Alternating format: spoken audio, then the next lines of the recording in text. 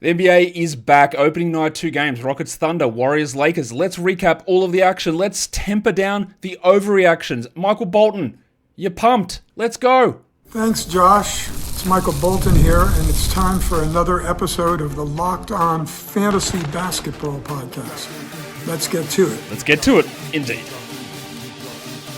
You are Locked On Fantasy, your daily NBA fantasy podcast. Part of the Locked On Podcast Network, your team every day. Hello and welcome to the Locked On Fantasy Basketball Podcast, brought to you by Basketball Monster. My name is Josh Lloyd, and other than the people that move it to the new arena, it probably won't be touched by anybody. I'm also the lead fantasy analyst at basketballmonster.com, and thank you for making Locked On Fantasy Basketball your first listen every day. We are free, and we are available on all platforms. All right, let's just start it off. Let's just get it out of the way. I was wrong. I was wrong. You could just insert that onto whatever you want to talk about, because there's going to be weird stuff that happens opening night. And what I need you to do is, voodoo doll me in the bits that you need to, of course. Maybe wherever you want, but understand that it's game one. Don't panic. Don't make stupid moves. Don't make impulse trades. Don't make impulse drops. Don't make impulse pickups. I'll go through some of the things that I already saw today when we're talking about these 2 games that we're on. They were pretty crazy. And there were big performances. There were huge nights. It's even harder on opening night to make judgments when one game's a double overtime game. That makes it almost impossible to fully understand the implications of what we saw. But we're going to go through it. We'll talk about these 2 games.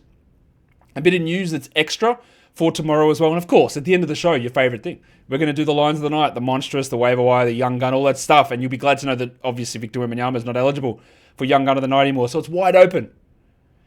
Let's get in and talk about what we need to talk about here. And we're going to start by doing this daily recap show like we always do with some news. Just some news updates. The other thing we normally do is look at waiver wire trends, who's been added and who's been dropped. But we haven't had anything happen. It's one day, and all the ads is basically just going to be streaming in for today. So it's no point in doing that for today. But there is news to cover off.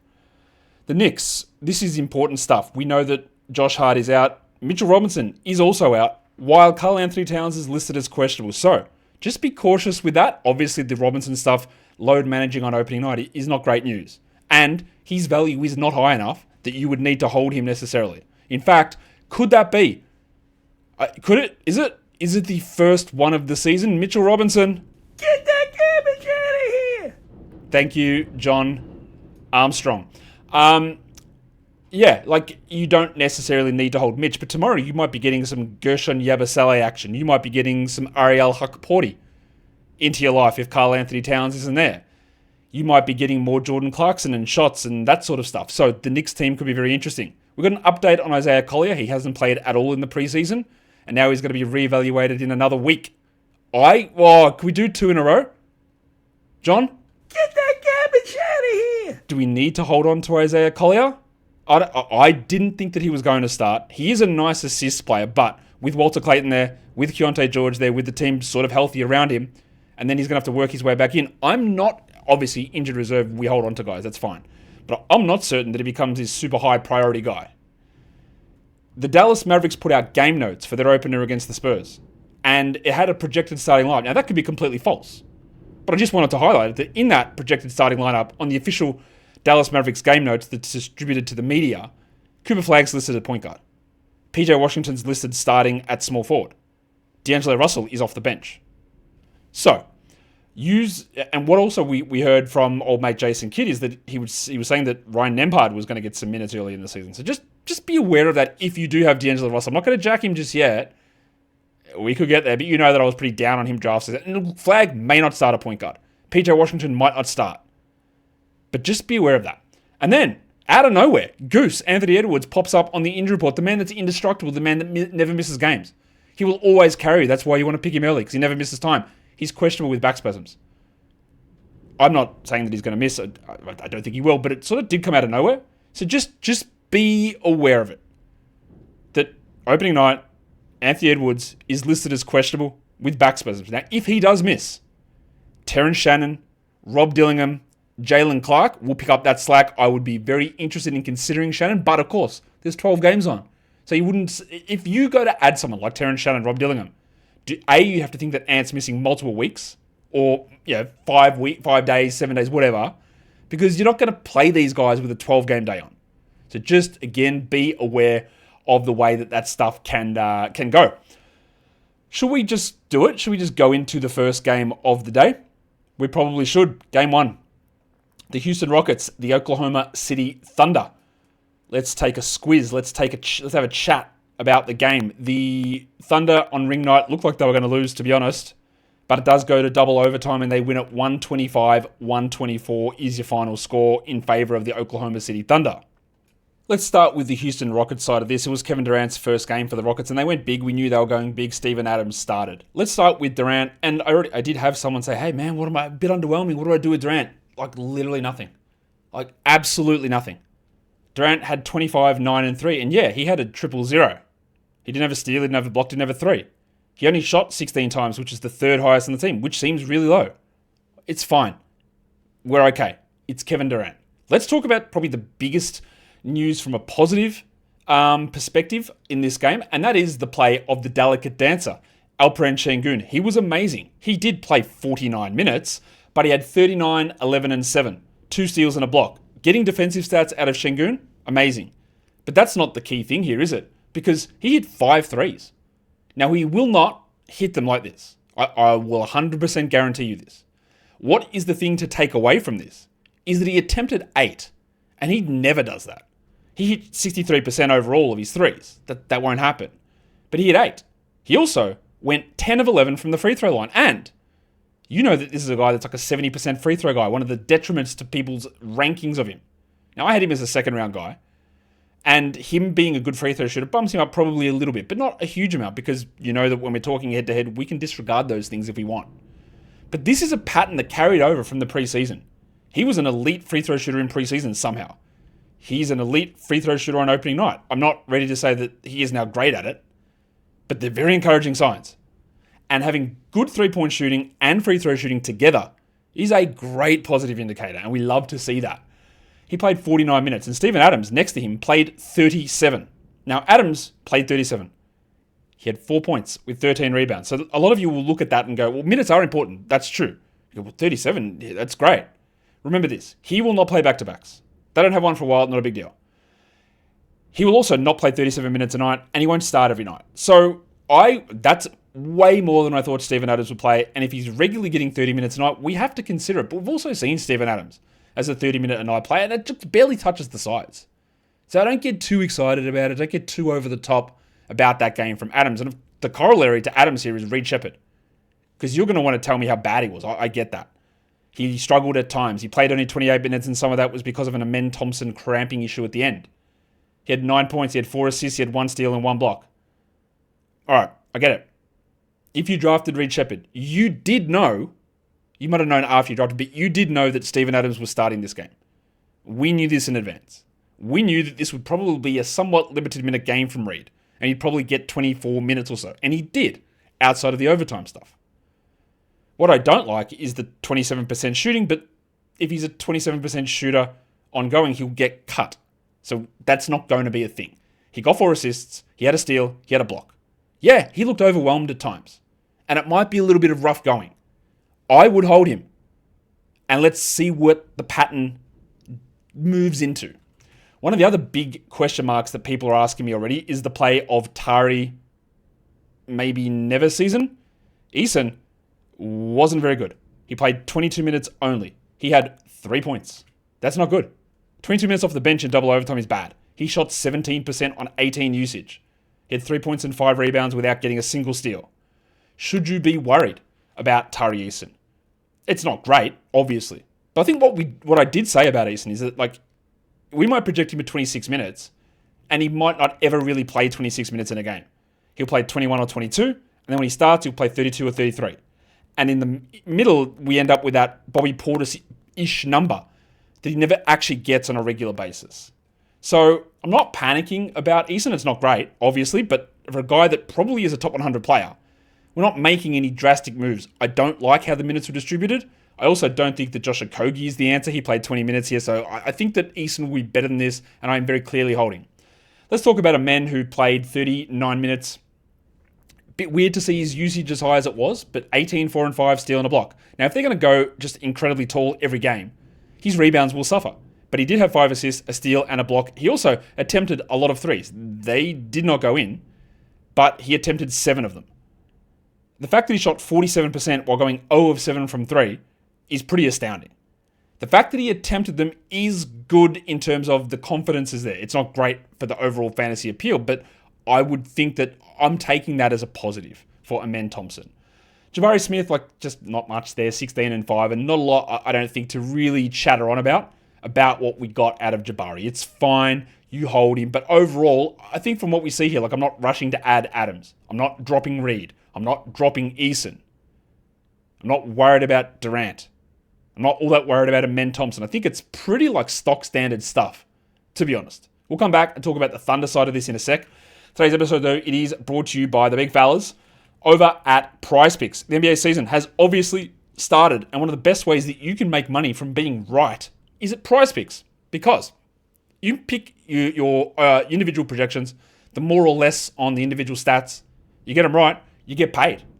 And with your NBA knowledge out there, you're going to have success at that. It might be other sports too, might do a football season, but now they've got the stacks as well on PrizePicks, so you can choose somebody's individual rebounds and their assists, and their points, and their passing touchdowns, whatever. Put them all together. Instead of, in the past, it used to be just one stat per player.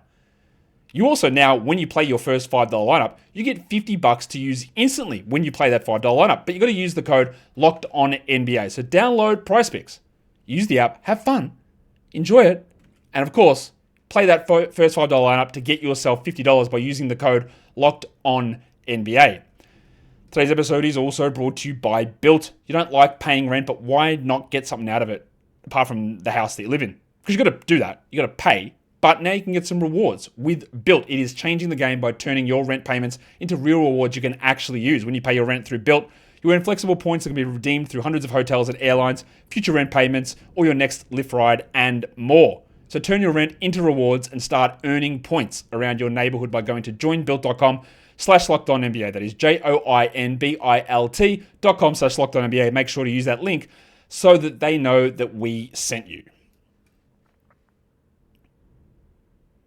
So we talked about the start of the season for the Houston Rockets. What about their opponent, the Oklahoma City Thunder? Let's take a look. They get the win in double overtime here. As expected, without the Bronco Jalen Williams, we had the Hong Kong mattress, Cason Wallace, start. And Wallace was bad in the first half.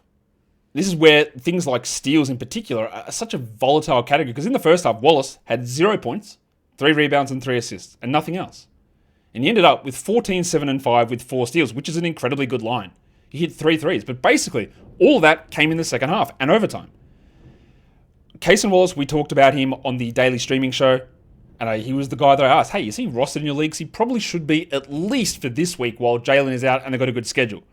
So if you haven't taken advantage of it, go and add Cason Wallace now. He probably can maintain at least 12-team value for categories rest of season.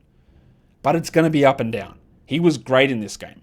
Shea started off really quietly, but he had the big plays at the end of the game. He ended up with 35, 5 and 5, 2 steals and 2 blocks. Annoyingly, both of his percentages were subpar. 71 from the line on 14 attempts is bad. That is Giannis-ish bad. He was 46% from the field on 26. That's not good. But who cares? We're good. Chet Holmgren, amazing. 39 minutes is probably the biggest shock there. Of course, double overtime adds 10 minutes on, basically. 28 and 7 for him, no blocks. And what you have to remember with Chet is he was the talk of the town for the first quarter and a half of this game because they had 14 points and didn't miss a shot. And then he did. So one of the things you always want to pay attention to when you see weird performances is what's happening with the shooting, what's happening with the usage. And if it's a bad performance, you go, oh, was there foul trouble? So Chet shot 65%, including 75% on twos. So you just know you can lop that off. He's not going to do that. That won't be real.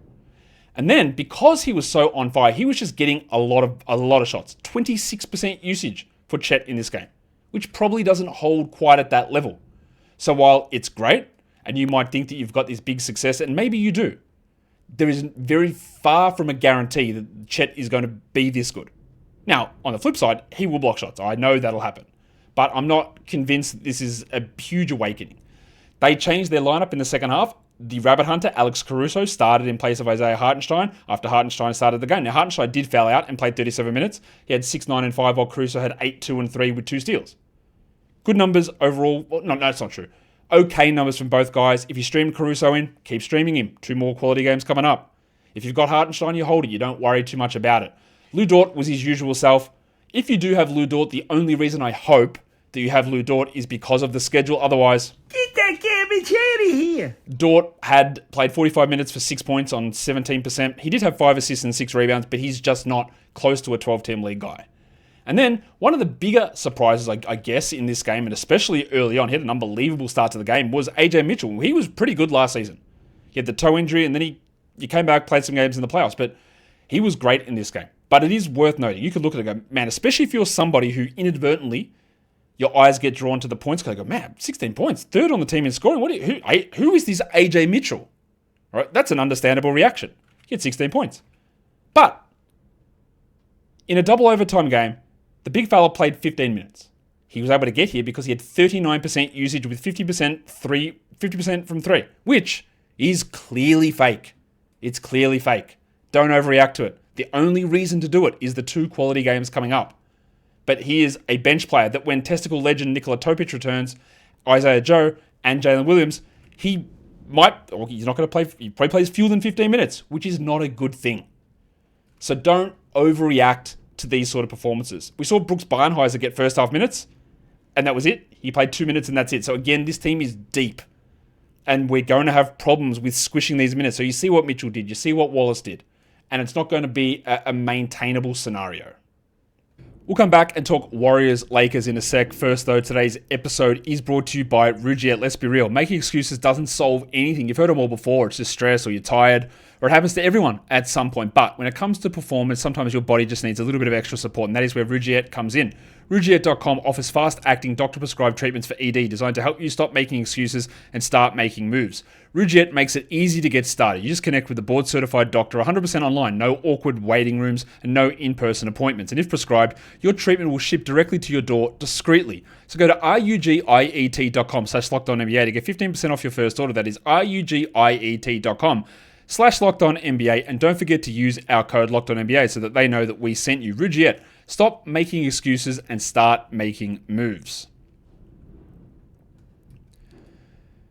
So we're doing the recap here, of course, of the games from opening night in the NBA. We're going to go to the second one here, the Golden State Warriors, traveling in to take on the Los Angeles Lakers in LA. No LeBron for the Lakers, and we're not going to have LeBron for a while. So let's take a look at this from the Warriors' perspective to start things off. They get the win, 119-109 is your final score there. They went with a little bit of a surprise, which they didn't do really in the preseason. We didn't think this would be a thing that they would do. They talk so much about wanting to protect old mate Draymond Green from playing too much center, but that didn't matter because they decided not to start Al Horford and they started Draymond at center. And that meant that the bucket, Johnny Kuminga, started instead. Let's talk about Kuminga because this was probably one of the best games that I've seen him play. Like, is it a stellar game? Like, it's pretty good.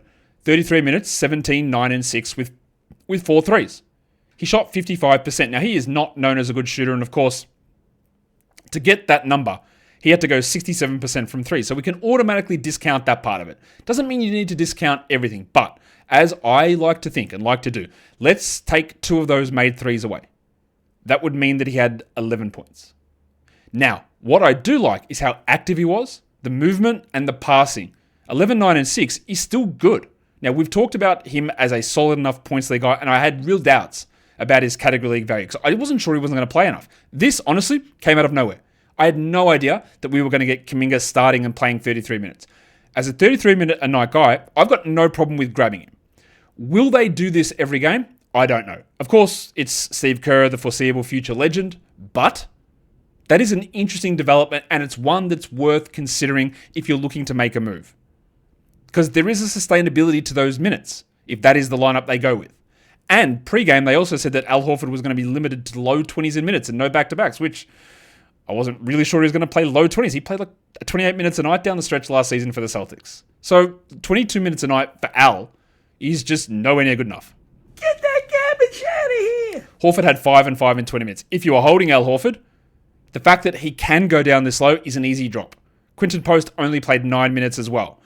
Let's talk about Jim Butler, who was ridiculously good. If there is anyone in your league that is idiotic enough to start making trades at this point, you sell high. It's impossible. You won't do it, but 31, 5, and 4 for Jim. Why is it impossible? 16 free throw attempts. And he hit all 16 of them. Now, he's a very good free throw guy, absolutely. And I liked getting Jimmy Butler in round 4 this season, but 31 points for him is just not a realistic expectation. The other stuff is fine, but let's say it's 10 out of 10. It's still good, like 25, 5, and 4 is good. If it's 8 out of 10, it's still pretty good. But 16 of 16 is just not a realistic number. Steph was solid. 23 points, 4 assists, 3 steals. Definitely not at his best. But he drew a lot of free throws as well. Something worth watching with that high 5 rule. And then the other one we wanted to really watch was Brandon Podziemski, who only had 7 points. He did have 7 rebounds. He had a steal and a block. I would try to persist with Podziemski for a little bit here. But like we talked about a lot in the preseason, that the play was very up and down. We're going to see situations when Melton comes back and when Moody's available. The fact they went with old mate Willie Dick in this game as well really does have a limit on what Podziemski can do. I would try to hold, but if you had to make the decision, hey, especially in a points league, should I drop Podziemski and grab Kuminga? I would do that in a points league. In a category league, it does become a little bit more debatable, and Kuminga usually is not that good in category leagues, but this tilts towards him. I would probably hold, honestly, with Podziemski. But I can see, I wouldn't be like angry if you decided that this wasn't for you and you were going to move on, you were going to grab Kuminga. I don't think that kills you in any way. Draymond had a Draymond game. He got a tech. He had 8, 7, and 9 with 1 steal and 2 blocks. If you drafted Draymond, what more did you want? And then we also had the stereotypical opening night hotness from Budrick Hield. Shavano had 17 points with 5 threes. He had, of course, 1 rebound and 0 assists. If you want to stream in threes, you do it for Bud. But remember, no Melton, no Moody. These guys can easily come back and take those minutes, while we had Willie Dick with 14 and Gaz Payton with 12 minutes. On the other side of the equation, the Lakers, there was no LeBron. We already knew. JJ Redick told us that Gabe Vincent was going to be the starter, and he was. So let's just talk about Gabe Vincent, who had 3 points in 29 minutes. Just going to show that if you start, it doesn't mean anything. It might mean something, but Vincent is absolutely nothing more than a single-day streamer like today. I hoped we would get more out of Jake LaRavia, who had 5 points in 16 minutes. We didn't. Now, I don't know that the Gabe Vincent starting thing is something that we want to hold on to, but of course, we're just looking deeper league stuff with LaRavia. Marcus Smart had extreme foul troubles, and he looks, what do you reckon? Absolutely washed? Yeah, look, he's not very good. We don't need to worry about that. And then we also saw the limitations of the big fella, Japanese Harrison Barnes, Rui Hachimura, who had 9 points. Now, he had 3 threes. He had no defensive stats. He had 4 rebounds and 3 assists. If you want to persist with Rui in a 12-team points league, go for it. If you want to persist with Rui in a category league, what are you doing on this channel? Don't. Just don't bother with it. He's not good enough in category leagues to be worth holding.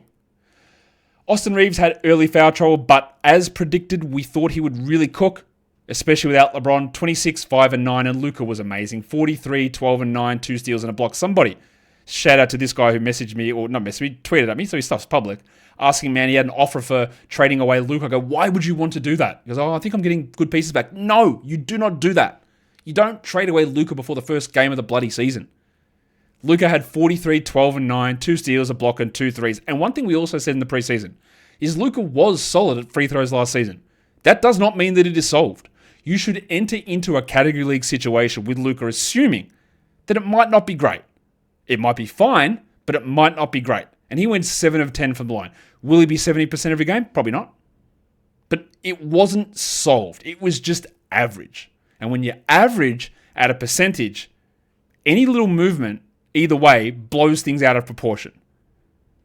When we're talking percentages in categories, this is more of a theory thing I probably should have talked about in the preseason. Unless this player is always very significantly below average or significantly above average, they should be considered a wash. Because it's easy to be 78, 79, 80, 81, 77, 76, 75.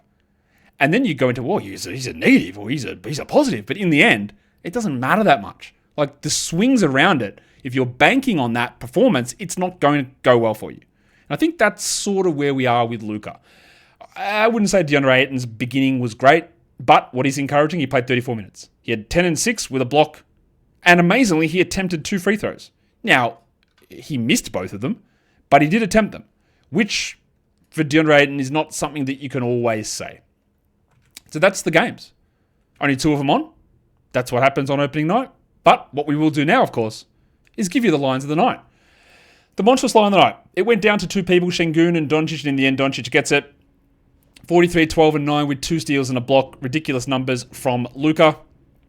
Your waiver wire line of the night, under 40% advanced roster percentage on Basketball Monster. It's Budrick Hield. So Cason Wallace and Kuminga did not qualify, although they would have been ahead of Buddy. Don't worry about adding Buddy. Wallace and Kuminga, you can consider that. The young gun of the night, the best performance from a first or second year player does go to AJ Mitchell. We highlighted him early. It was great. You add him for the short-term schedule stream, but nothing more. He played 15 minutes only. And then the dud of the night, we also highlighted him. Tari Neverseason, he was bad. But also remember, this is not the end of his year. This is not what he does every single night. I would be in a category league without really any question holding on to Tari Eason. And that is the recap of opening night. We've got an absolute humdinger banger tomorrow. 12 games. We won't go into in-depth as much in each 12 games, because otherwise I'll be here for 38 years. But we will cover all the important things. We'll cover all the games. That'll be coming up tomorrow. In the meantime, I think that you know what to do here. You head in, you give us a double bang. You thumb it up, you leave comments, you hype it up if you're on the YouTube mobile app as well. I hope that your players did well today. Resist the urge to be dumb. I find it hard to resist the urge to be dumb every day, but do it. Resist the urge. Don't panic. Don't make a bad trade. Don't make a crazy add or drop. If you wanted to add Kuminga, it makes sense. I wouldn't drop Tari Eason. I wouldn't drop Reed Shepherd. Hold tight. Guys, we are done here. Thank you so much for listening, everyone. See ya.